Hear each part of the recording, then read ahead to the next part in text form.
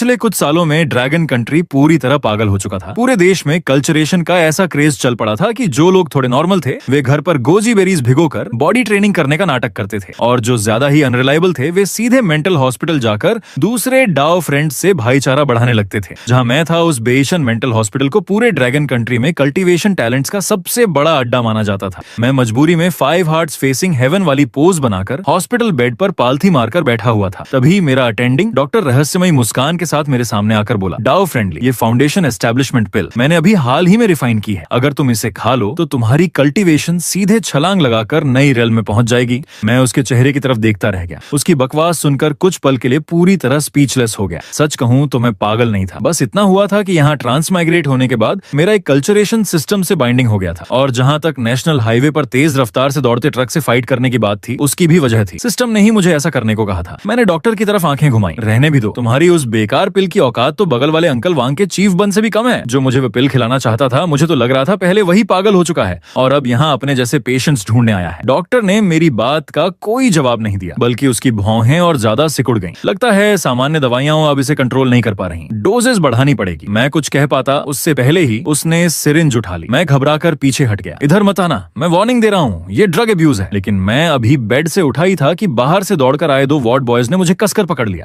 अगले ही पल सिरिंज सीधे मेरे हिप में घुस गई। कुछ ही सेकंड में मेरा पूरा शरीर बिना हड्डियों के जेली की तरह ढीला पड़ गया। आधे घंटे बाद डॉक्टर मुझे रस्सियों से डंपलिंग की तरह बांधकर बेड पर छोड़ चुका था, और मैं लेटा हुआ अपनी लाइफ के बारे में सोच रहा था। 6 महीने पहले जब मेरा सिस्टम एक्टिवेट हुआ और मैं इस दुनिया में ट्रांसमाइग्रेट हुआ, तब लॉजिक के हिसाब से मुझे कल्चरेशन पाथ पर चलना चाहिए था और आखिरकार इमॉर्टैलिटी हासिल करनी चाहिए थी। लेकिन ओरिजिनल ओनर की मेमोरीज पूरी तरह अब्सॉर्ब करने के बाद मेरे दिमाग में सिर्फ एक ही ख्याल आया, ये मुझे आखिर कहाँ फेंक दिया गया है। क्योंकि ये कोई कल्टीवेशन वर्ल्ड नहीं था, ये एक मॉडर्न पैरेलल वर्ल्ड था जहाँ रूल हॉरर इंस्टेंसेस उतर चुकी थी। हर कंट्री से रैंडम एक बदनसीब इंसान चुना जाता था जिसे इंस्टेंस में भेजा जाता। जीत गया तो रिवॉर्ड मिलता, हार गया तो मौत तय थी, और पूरा चैलेंज पूरी दुनिया के सामने लाइव ब्रॉडकास्ट होता था। लेकिन ये सब उतना इंपॉर्टेंट नहीं था। सबसे जरूरी सवाल था, क्या इस दुनिया में कल्टीवेशन की जा सकती है? इसी सवाल के साथ मैंने तुरंत सिस्टम से पूछा। सिस्टम भी बड़ा रिलायबल निकला। बस कुछ दिन चुप रहने के बाद उसने रिप्लाई दिया। मतलब साफ था, कल्टीवेशन हो सकती है, बस इंटरव्यू का इंतजार करो। लेकिन जिसने भी कल्टीवेशन की हो वह जानता है कि किसी इमॉर्टल सेक्ट का डिसाइपल बनना बिल्कुल आसान नहीं होता। आखिरकार मैं मेंटल हॉस्पिटल में फर्नेस कॉल्ड्रन बनने के बाद अनगिनत टॉर्चर झेलने के पश्चात आखिर वह नोटिफिकेशन सुन पाया। डिंग,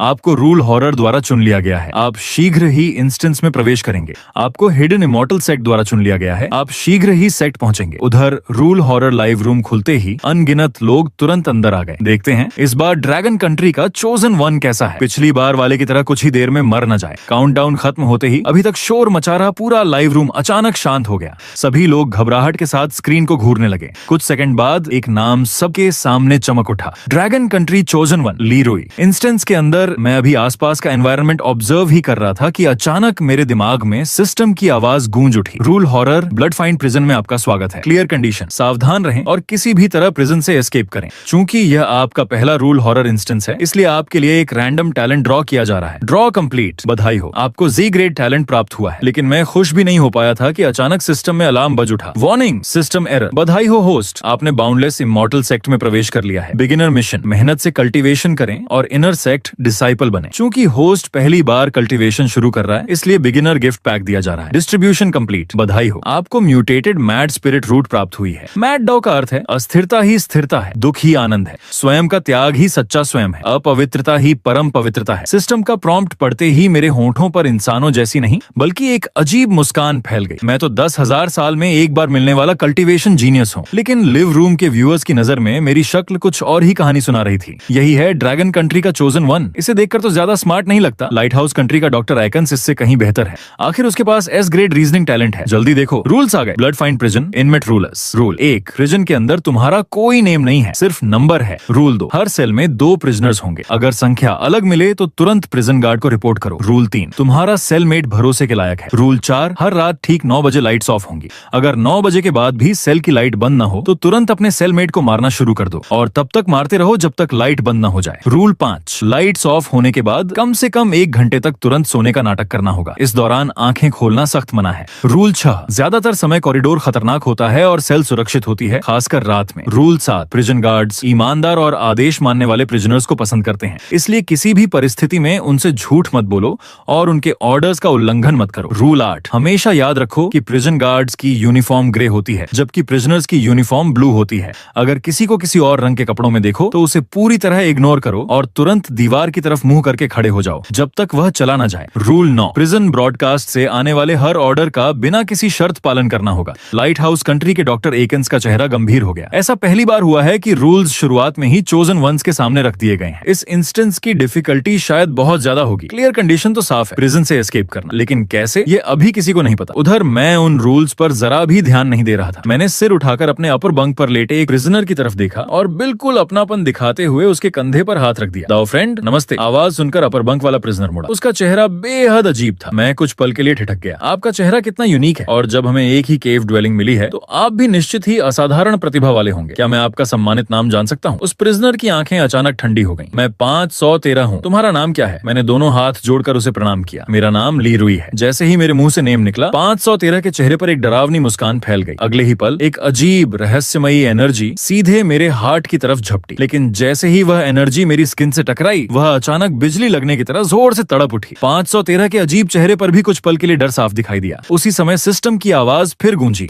आपके सीनियर ब्रदर ने आपकी असाधारण टैलेंट देखकर आपको स्पिरिचुअल की का एक अंश प्रदान किया है। इसी स्पिरिचुअल की मदद से आपने मॉर्टल और इमॉर्टल के बीच की अंतिम बेड़ी तोड़ दी है। आप सफलतापूर्वक की रिफाइनिंग रेल में प्रवेश कर चुके हैं। करंट रियलम ची रिफाइनिंग सेकंड लेयर। तुरंत मुझे महसूस हुआ कि गर्माहट की एक धारा मेरे शरीर में प्रवेश कर रही है। आखिरकार वह डेंटियन में जाकर इकट्ठी हो गई। उस पल पूरे शरीर में ऐसी पारदर्शी और हल्की अनुभूति फैल गई कि मैं अनजाने में कांप उठा। इतनी आसानी से मैं की रिफाइनिंग सेकंड लेयर में पहुंच गया। मेरी लक इतनी ओवरपावर्ड है। सेक्ट में आते ही सीनियर ब्रदर ने मुझे सीधे पावर ट्रांसफर कर दी। मैंने तुरंत 513 की तरफ झुककर सम्मान पूर्वक प्रणाम किया। सीनियर ब्रदर, इस कृपा के लिए बहुत बहुत थैंक्स। मैं इस एहसान को हमेशा याद रखूंगा। भविष्य में मौका मिला तो इसका बदला जरूर चुकाऊंगा। उधर ड्रैगन कंट्री लाइव रूम के व्यूअर्स अब पूरी तरह बेचैन हो चुके थे। पहली रूल में साफ लिखा था कि प्रिजन में किसी का नेम नहीं होगा, सिर्फ नंबर होगा। उसने तो सीधे अपना नेम बता दिया। ये तो सुसाइड है। इसी बीच दूसरे देशों के लाइव रूम्स में छिपे स्पाइस खुशी से उछल पड़े। उन्होंने देखा कि ली रुई पहली रूल तोड़ने के बाद भी बिल्कुल सुरक्षित था। उन्होंने तुरंत मान लिया कि पहली रूल फेक है। यह इन्फॉर्मेशन उन्होंने तुरंत अपने देश के संबंधित department sakura country rule horror headquarters को भेज दी। बहुत बढ़िया। अब रिमाइंडर अपॉर्चुनिटी इस्तेमाल करने का समय आ गया है। अपने चोजन वन को तुरंत बता दो, ड्रैगन कंट्री हमारे लिए रास्ता साफ कर रहा है। इस बार हमारा ग्रेट साकुरा एम्पायर फिर से जीत हासिल करेगा। देश से रिमाइंडर मिलते ही साकुरा कंट्री का चोजन वन साकागाओ मारुतो तुरंत अपने अपर बंक वाले सेलमेट पर चिल्लाया,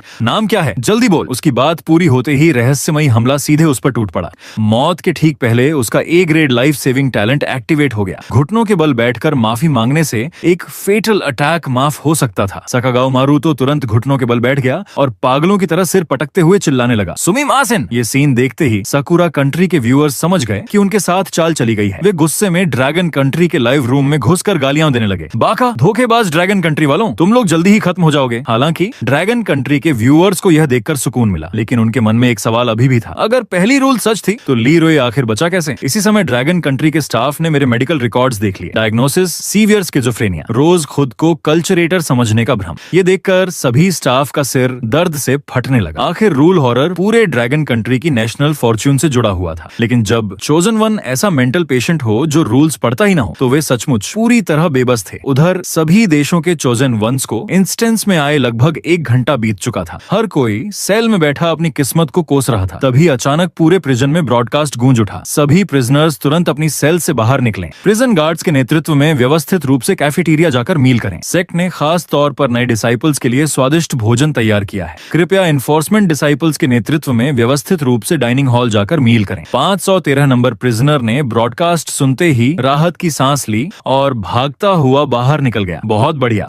आखिरकार उस बदबूदार लड़के से पीछा छूटा। उसका ऐसा हाल मेरी जरूरत से ज्यादा फ्रेंडली नेचर की वजह से था। मैं लगातार उसके पीछे पीछे घूमकर कल्टीवेशन टेक्निक्स, सेक्ट और डो जैसी बातें करता रहता था। और सबसे अजीब बात यह थी कि जब भी मैं उसके पास जाता, उसे महसूस होता कि उसके शरीर की वियर्ड पावर अपने आप लगातार कम होती जा रही है। मैंने दूर भागते हुए 513 को देखा और तुरंत उसके पीछे दौड़ पड़ा। सीनियर ब्रदर, देर करने का समय नहीं है, जल्दी चलिए, खाना खाते हैं। कुछ ही देर में हम प्रिजन कैफेटेरिया पहुंच गए। दरवाजे पर एक नोटिस चिपका हुआ था, प्रिजन कैफेटेरिया इंस्ट्रक्शंस। इंस्ट्रक्शन 1, खाते समय बात न करें, मील के दौरान पूरी तरह शांत रहें। इंस्ट्रक्शन 2, कैफेटेरिया के अंदर फूड वेस्ट करना सख्त मना है। इंस्ट्रक्शन 3, कैफेटेरिया में केवल ब्लैक पेस्ट ही सुरक्षित फूड है। यदि आपकी प्लेट में पिंक मीट बॉल दिखाई दे तो उसे अपने सबसे नजदीकी प्रिजनर की प्लेट में डाल दें। जैसे ही कैफेटेरिया का भारी दरवाजा जोर जोर से बंद हुआ। लगभग 20 प्रिजन गार्ड्स ने सभी प्रिजनर्स की सीट्स तय कर दी और फिर डाइनिंग टेबल्स के किनारे खड़े हो गए। अगले ही पल ब्लू प्रिजन यूनिफॉर्म पहने कुछ लोग एक फूड कार्ट धकेलते हुए बाहर आए। ये देखकर मैंने अनायास ही लार निगल ली। आज सुबह ब्रेकफास्ट भी नहीं किया था। उन डेविल कल्टीवेटर्स ने मुझे बांधकर इलेक्ट्रिक थेरेपी दे दी। मानता हूँ कि काफी आरामदायक थी, लेकिन उससे भूख तो नहीं मिटती। उसी समय एक प्लेट मेरे सामने जोर से पटक दी गई। उसमें ब्लैक पेस्ट भरा हुआ था और उसके साथ एक पिंक मीट बॉल भी रखी हुई थी। उधर सकुरा कंट्री का चोजन वन सकागाओ मारुतो अपने सामने रखे उस डरावने फूड को देखकर कोल्ड स्वेट में भीग गया।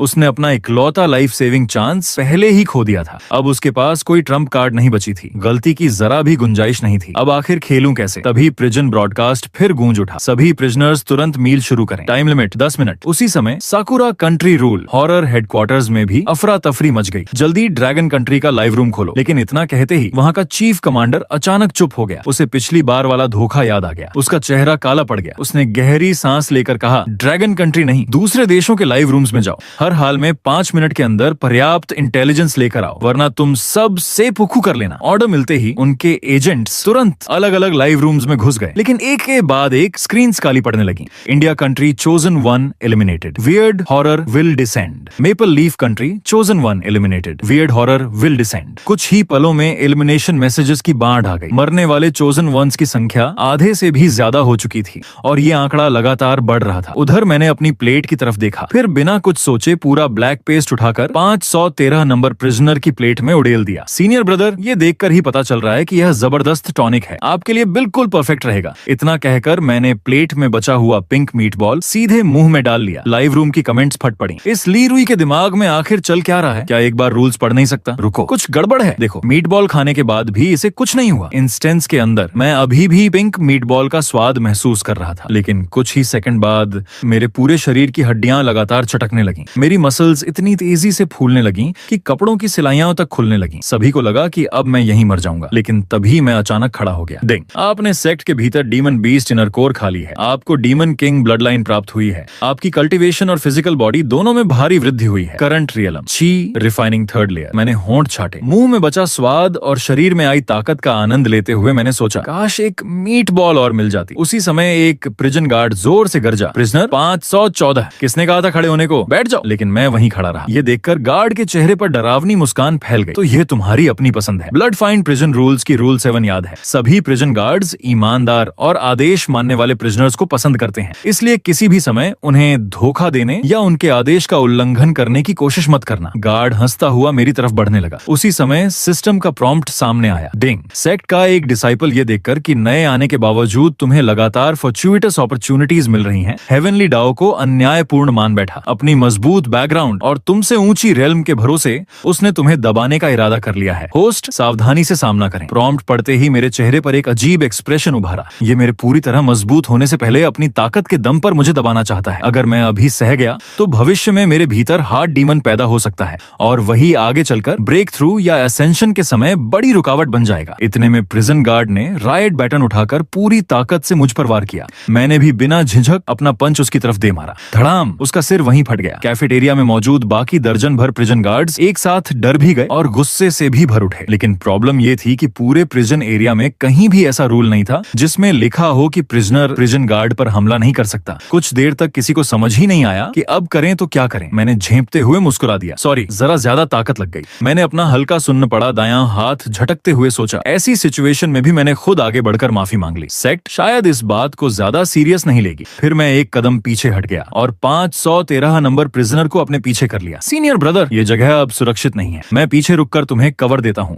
आप जल्दी निकल जाइए। तभी पूरे प्रिजन में ब्रॉडकास्ट गूंज उठा, प्रिजनर 514 ने हिंसक तरीके से प्रिजन गार्ड की हत्या की है, उसे तुरंत सॉलिटरी कन्फाइनमेंट में भेजा जाए। उसी समय मेरे सामने फिर सिस्टम प्रॉम्प्ट छाया। डिंग, आपसे गलती से सेक्ट का एक एनफोर्समेंट डिसिप्ले मारा गया है। मास्टर ने आदेश दिया है कि आप तुरंत रिफ्लेक्शन क्लिफ जाकर अपने कर्मों पर मनन करें। उधर प्रिजन की बेसमेंट फ्लोर में एक प्रिजन गार्ड ने सकागाओ मारुतो को लात मारकर सॉलिटरी कन्फाइनमेंट में धकेल दिया। उसकी मेंटल स्टेट पूरी तरह टूट चुकी थी। उसे दूसरी बार भी धोखा दिया गया था। बाकी देशों के चोजन वंस ने डॉक्टर एकन्स की स्ट्रेटेजी कॉपी की और एक एक करके बॉडी एक्सप्लोजन से मर गए। मजबूरी में साकुरा कंट्री ने फिर ड्रैगन कंट्री का लाइव रूम खोला, लेकिन इस बार भी उन्होंने सकागाओ मारुतो को गलत इन्फॉर्मेशन भेज दी और आखिरकार वह भी सॉलिटरी कन्फाइनमेंट में पहुंच गया। कुछ देर तक बड़बड़ाकर गालियां देने के बाद उसने आसपास का एनवायरनमेंट देखना शुरू किया। उसकी नजर नजर आयरन डोर पर टंगे एक मिरर पर पड़ी। मिरर पर खून से कुछ रूल्स लिखे हुए थे। रूल 1, याद रखें, सॉलिटरी कन्फाइनमेंट के अंदर कोई मिरर नहीं होता। यदि मिरर दिखाई दे तो तुरंत उसे तोड़ दें। रूल 2, यदि दीवारों से ब्लड बहना शुरू हो जाए तो तुरंत सॉलिटरी कन्फाइनमेंट के साउथ ईस्ट कॉर्नर में जाकर उल्टा खड़े हो जाएं और जोर से अपना प्रिजनर नंबर बोलें। रूल 3, सॉलिटरी कन्फाइनमेंट के अंदर आंखें बंद करना सख्त मना है।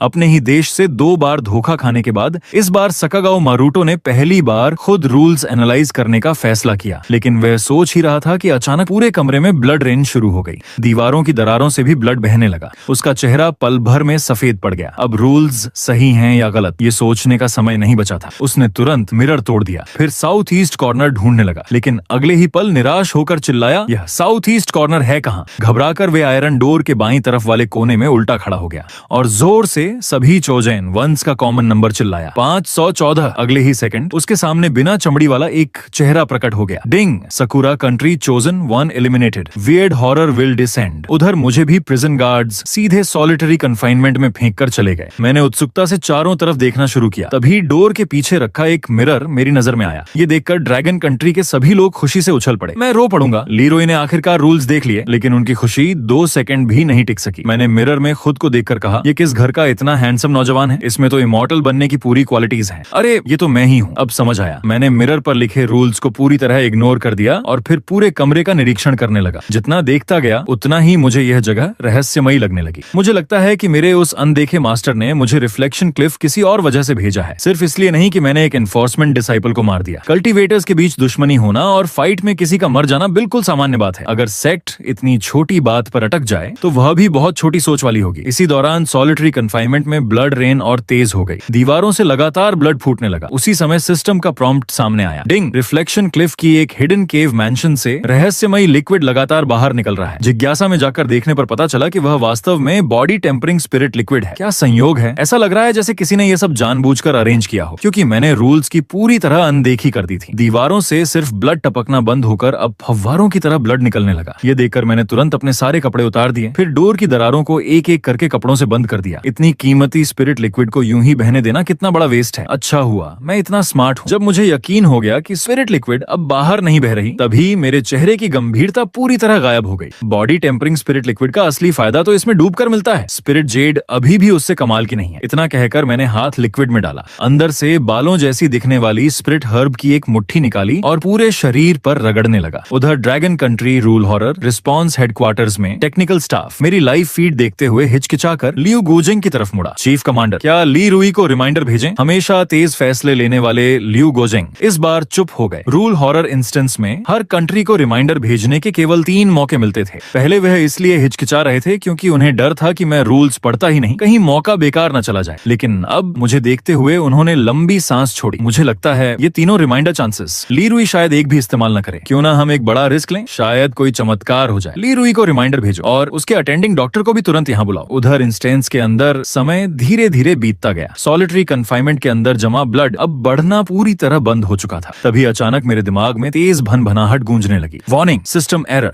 अगले ही पल मेरी आंखों के सामने ढेर सारी गार्बल्ड कोड्स दिखाई देने लगी। मैं अभी हैरान ही था कि सिस्टम की आवाज फिर सुनाई दी। डिंग, विशेष बॉडी टेम्परिंग स्पिरिट लिक्विड ने आपकी स्किन, मसल्स और बोन्स को पूरी तरह पोषित किया है। उसमें मौजूद स्पिरिचुअल ची ने आपके डेंटियन को भी भर दिया है, जिससे आपकी कल्टीवेशन में भारी वृद्धि हुई है। हालांकि इस स्पिरिट लिक्विड में मौजूद स्पिरिचुअल पावर अत्यंत विशाल है, इसलिए आप अभी तक उसे पूरी तरह रिफाइन नहीं कर पाए हैं। करंट रियलम ची रिफाइनिंग 5th लेयर। मैंने तुरंत आंखें खोल दी। तो यही मास्टर का असली उद्देश्य था। उन्होंने मुझे रिफ्लेक्शन क्लिफ सिर्फ सजा देने के लिए नहीं भेजा था। उन्होंने पहले ही मेरी टैलेंट पहचान ली थी और मेरे लिए खास कल्चरेशन प्लान तैयार किया था। अभी जो स्पिरिट लिक्विड से बॉडी टेम्परिंग हुई वह तो साफ दिख ही रही है, और कैफेटेरिया में मिली डीमन बीस्ट इनर कोर भी निश्चित ही मास्टर ने पहले से अरेंज करवाई होगी। मास्टर ने मेरे लिए इतनी मेहनत की है तो मैं कैसे आलस कर सकता हूँ। मैंने मन ही मन प्रण लिया, मुझे और मेहनत से कल्चरेशन करनी होगी। जल्दी से जल्दी इनर सेक्ट डिसाइपल बनना ही होगा। ये सोचकर मैं सॉलिटरी कन्फाइनमेंट के दरवाजे के पास रखे अपने कपड़े उठाकर पहनने लगा। लेकिन जैसे ही मैंने पैंट्स ऊपर खींची, मुझे कुछ अजीब दिखाई दिया। मिरर में मेरी परछाई एक पल के लिए चमकी और फिर गायब हो गई। जिज्ञासा में मैं पास गया और ध्यान से देखने लगा। तभी मिरर अपने आप छटक कर टूट गया। उसी समय आयरन डोर जोर से खुल गया। इतनी अजीब घटना देखकर भी मैंने ज्यादा ध्यान नहीं दिया और सीधे सॉलिटरी कन्फाइनमेंट से बाहर निकल आया। मेरे बाहर निकलते ही कमरे के अंदर मौजूद वियर्ड हॉरर ने भी राहत की लंबी सांस छोड़ी। रात हो चुकी थी। 513 नंबर प्रिजनर मुस्कुराया। जब से वह बदबूदार लड़का बाहर गया है, कितनी शांति हो गई है। रात के ठीक 9 बज चुके थे। सेल की लाइट्स समय पर बंद बंद हो गई। पूरा प्रिजन पल भर में मौत जैसी खामोशी में डूब गया। 513 आंखें बंद करके आराम करने ही वाला था कि नीचे वाले बेड से आवाज आई, सेकंड सीनियर ब्रदर। 513 का पूरा शरीर अनायास कांप उठा। वो मॉन्स्टर सेलमेट वापस आ गया। क्या सॉलिटरी कन्फाइनमेंट में दो बेहद डरावने बूढ़े मॉन्स्टर्स नहीं थे? उधर लाइट हाउस कंट्री के डॉक्टर एकेंस अपने नीचे वाले बेड पर करवट लेकर लेटे थे। वह अपने देश से मिले रिमाइंडर को ध्यान से याद कर रहे थे। उसमें अब तक सभी देशों के चौजन वंश की स्थिति बताई गई थी। उसी आधार पर उन्होंने एक साहसिक निष्कर्ष निकाला। हर सेल में एक 513 नंबर प्रिजनर मौजूद है, तो संभव है कि यही 513 इस पूरे इंस्टेंस को क्लियर करने की हो। और वह भी प्रिजनर है, मतलब उसे भी प्रिजन रूल्स मानने पड़ते होंगे। अब तक जिन चोजन वंस पर हमला हुआ या जो मारे गए, उन्होंने रूल 3 तोड़ी थी। तुम्हारा सेलमेट भरोसे के लायक है, लेकिन मैंने अपने सेलमेट पर भरोसा किया। इसी वजह से मैं एक वेड अटैक झेलकर भी बच गया। इसी समय सेल का डोर अचानक खुल गया। डॉक्टर एकेंस ने साफ महसूस किया कि कोई चीज रेंगते हुए अंदर आई है। उन्होंने तुरंत मन ही मन एक्सोर्सिज्म स्पेल दोहराना शुरू कर दिया। हे होली लाइट, इविल को दूर करो। कुछ देर बाद सेल फिर शांत हो गई, लेकिन उन्होंने हिम्मत नहीं छोड़ी, क्योंकि उनकी पीठ के पीछे से लगातार सड़ी हुई बदबू और ठंडी हवा महसूस हो रही थी। उधर मेरी सेल में भी लगभग यही हाल था, लेकिन मेरा सीन उससे भी ज्यादा धमाकेदार था। रूल 5 में साफ लिखा था कि लाइट्स ऑफ के बाद कम से कम 1 घंटे तक सोने का नाटक करना है, लेकिन मैं बेड पर पॉलिथी मारकर मेडिटेशन कर रहा था। इतना ही नहीं, मैंने अपने माथे पर एक A4 पेपर भी चिपका रखा था। पेपर के दूसरी तरफ आधे सेल जितना विशाल एक ब्लैक शैडो छत से उल्टा लटका हुआ था। उसकी लगभग 1 मीटर लंबी गर्दन नीचे झूल रही थी। उसका चेहरा मेरे चेहरे से बिल्कुल सटा हुआ था। मैं ऐसा इसलिए कर रहा था क्योंकि मैंने पहले बहुत ज्यादा body tempering spirit liquid absorb कर ली थी। उसे अभी तक पूरी तरह रिफाइन नहीं कर पाया था, इसलिए मुझे बिल्कुल नींद नहीं आ रही थी। मैं सेल में इधर उधर घूमते हुए अचानक अपर बंक के नीचे चिपका वही A4 पेपर देख बैठा। इंस्टेंस में आने के बाद ये पहली बार था जब मेरा ध्यान किसी रूल पर गया। जिज्ञासा में मैंने पेपर उतार लिया। उसी समय सिस्टम की आवाज आई, डिंग। आपको अपनी केव मैंशन में संयोग से एक मिड ग्रेड क्लियर माइंड टैलिस्मन मिला है। ये टैलिस्मन आमतौर पर ब्रेक थ्रू में सहायता करने, डॉहार्ट को स्थिर रखने और हार्ट डीमंस का सामना करने के लिए उपयोग किया जाता है। मैंने उस A4 पेपर पर लिखे रहस्यमयी सिंबल्स देखे, बिना एक पल गंवाए मेडिटेशन में बैठ गया और तालिस्मैन अपने माथे पर चिपका लिया। अगले ही पल मुझे महसूस हुआ कि मेरे शरीर में बची हुई स्पिरिचुअल ची फिर से सक्रिय हो गई है। उधर बाहर वह टक टक की आवाज लगातार मेरे करीब आती जा रही थी, और जैसे जैसे वह पास आ रही थी, मेरे भीतर स्पिरिचुअल ची का प्रवाह भी उतना ही तेज होता जा रहा था। मैं मन ही मन खुश हो उठा। लगता है मुझे टैलिस्मन पाथ की भी नेचुरल टैलेंट है। बिना किसी टीचर के ही मैं इसे समझ गया। मैं अभी अपनी बुद्धिमानी पर खुश ही हो रहा था कि टक एक और आवाज आई। उसी समय सेल का डोर खुल गया। सिस्टम का प्रॉम्प्ट भी साथ ही सामने आया, डिंग। सेक्ट का एक फाउंडेशन एस्टेब्लिशमेंट एल्डर तुम्हारी केव मेंशन के पास से गुजरा। उसे यहाँ स्पिरिचुअल पावर में असामान्य उतार चढ़ाव महसूस हुआ। डिवाइन सेंस से जांच करने पर उसने पाया कि तुम शायद ब्रेक थ्रू के बेहद महत्वपूर्ण चरण में हो, इसलिए उसने तुम्हें बिना डिस्टर्ब किए तुम्हारी सहायता करने के लिए एक विशेष कंसीलमेंट टेक्निक इस्तेमाल की। आधा घंटे से भी ज्यादा समय बीत चुका था। इस दौरान इंस्पेक्शन करने आया प्रिजन गार्ड कैप्टन। मेरे माथे से वह A4 पेपर हटाने के लिए हर तरीका आजमा चुका था, लेकिन वह उसे हटा नहीं पाया। उल्टा जितनी बार उसने वियर्ड पावर से मेरी इमोशंस को प्रभावित करने की कोशिश की, उतनी ही बार वह खुद कमजोर होता चला गया। आखिरकार उसने मुझे नफरत भरी नजर से घूरा और पीछे हटकर चला गया। मैंने भी अपनी कल्टीवेशन पूरी की, फिर हवा की तरफ हाथ जोड़कर सम्मान पूर्वक झुका। बहुत बहुत थैंक्स एल्डर। मेरी बात खत्म होते ही प्रिजन गार्ड कैप्टन की गर्दन पर उगा हुआ विशाल मांस का गोला अचानक घूम गया। वह गुस्से में अपना बदला लेने ही वाला था, लेकिन वहीं रुक गया, क्योंकि मैं ज्यादा थक जाने की वजह से गहरी नींद में जा चुका था। उसने आगे हमला न करने का फैसला किया। आखिर लाइट्स ऑफ हुए लगभग 1 घंटा पूरा होने वाला था। ब्लड फील्ड प्रिजन में हर किसी को रूल्स मानने पड़ते थे, उसमें वह खुद भी शामिल था। उधर ड्रैगन कंट्री लाइव रूम में व्यूअर्स हंसी से लौटपोट हो रहे थे। मैं हंस हंस कर मर जाऊंगा। ये प्रिजन गार्ड कैप्टन तो गुस्से से फट जाएगा। ली रुई की यह रिलैक्स्ड वाइब कमाल है। आखिर इसके दिमाग में चलता क्या रहता है। अगली सुबह अपर बंक पर लेटा 513 नंबर प्रिजनर अचानक नीचे झांकते हुए बोला, मेरे प्यारे सेलमेट, कल रात अच्छी नींद आई? उसके अजीब चेहरे के बावजूद लगभग हर चोजन वन ने एक जैसा जवाब दिया। किसी को भी उसकी यह बात असामान्य नहीं लगी, बल्कि 513 का फ्रेंडली बिहेवियर देखकर उनका कॉन्फिडेंस और बढ़ गया। आखिर अब तक जिंदा बचे लगभग सभी चोजन वंस अलग अलग तरीकों से यह जान चुके थे कि 513 कितना महत्वपूर्ण है। जब तक उसके साथ अच्छे संबंध बने रहेंगे, प्रिजन से जिंदा निकलना शायद मुश्किल नहीं होगा। उधर मुझे भी सिस्टम की आवाज ने जगा दिया, डिंग। कई घंटों की मेडिटेशन के बाद आपने अपने शरीर में बची हुई सारी बॉडी टेम्परिंग स्पिरिट लिक्विड पूरी तरह एब्जॉर्ब कर ली है। आपकी कल्टीवेशन फिर से बढ़ गई है। साथ ही एल्डर द्वारा आपकी रक्षा करते समय इस्तेमाल की गई टेक्निक भी आपने समझ ली है। Current realm, chewy refining, 6th layer. मेरे होंठों पर मुस्कान अपने आप फैल गई। मैंने तुरंत अपनी नई टेक्निक खोलकर देखी। मेरे सामने कुछ शब्द उभर आए, technique yin turbid step, technique level, beginner, effect. इसे इस्तेमाल करने पर शरीर हवा में टिमटिमाती लॉ की तरह कभी दिखता है, कभी गायब हो जाता है। एनिमी के लिए टारगेट लॉक करना बेहद कठिन हो जाता है। साथ ही ये किसी एक इमोशन को रैंडम तरीके से बढ़ाकर एनिमी के मन को भी प्रभावित कर सकती है। मैं खुशी से मुस्कुरा उठा। था। जैसी उम्मीद थी, फाउंडेशन एस्टेब्लिशमेंट, एल्डर की टेक्निक सचमुच अद्भुत है। मैं ये खुशखबरी अपने सीनियर ब्रदर को सुनाने के लिए उठने ही वाला था कि अचानक मेरी भौहें सिकुड़ गईं। मेरे सामने ड्रैगन एम्बलम वाला एक डायलॉग बॉक्स दिखाई दिया। उधर dragon country rule horror response headquarters में पूरी कंट्रोल रूम में सन्नाटा छाया हुआ था। हर कोई बड़ी स्क्रीन पर मेरा रिएक्शन देख रहा था। पिछली बार रिमाइंडर भेजकर पूरी तरह इग्नोर किए जाने के बाद लियू गुजिंग ने इस बार एक बड़ा फैसला लिया। अगर ली रुई अलग तरीके से सोचता है तो हम भी उसी की तरह सोचेंगे। इसीलिए उन्होंने पूरे देश के सबसे बेहतरीन साइकाइट्रिस्ट को बुलाया। साथ ही कई प्रसिद्ध नॉवल ऑथर्स और स्क्रिप्ट राइटर्स को भी हेडक्वार्टर्स में इकट्ठा कर लिया।